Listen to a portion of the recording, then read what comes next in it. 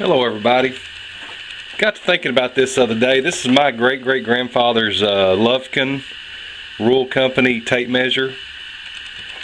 And got to thinking about last time I looked at this thing, something interesting, and I just got to become curious about it, and I got on the line and started doing a little research and have hit a brick wall of why this thing measures like this. Let me show you.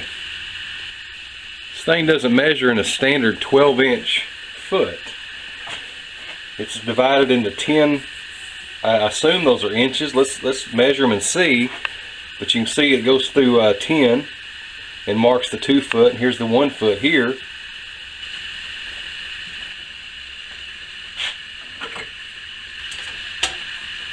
And as we can see there, that's an 1.25 inch division rather than an inch. And I'm assuming that 1.25 inches times 10 would be 12 inches. And sure enough, that thing measures to exactly a foot.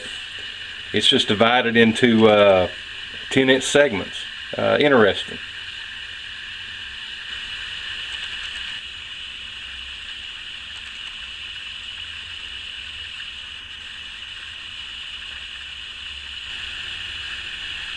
This is a picture here of my great-grandfather Ferris Lafayette Nunley. He died in 1965, so I never got to know him, but had him around my shop. My dad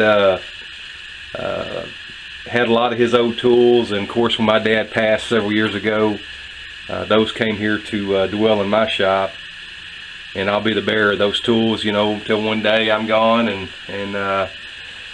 one of my kiddos will have them. But anyways, if any of you guys have a possible explanation that would be just interested to put the history in there with his tool. You guys have a great day. We'll see y'all later.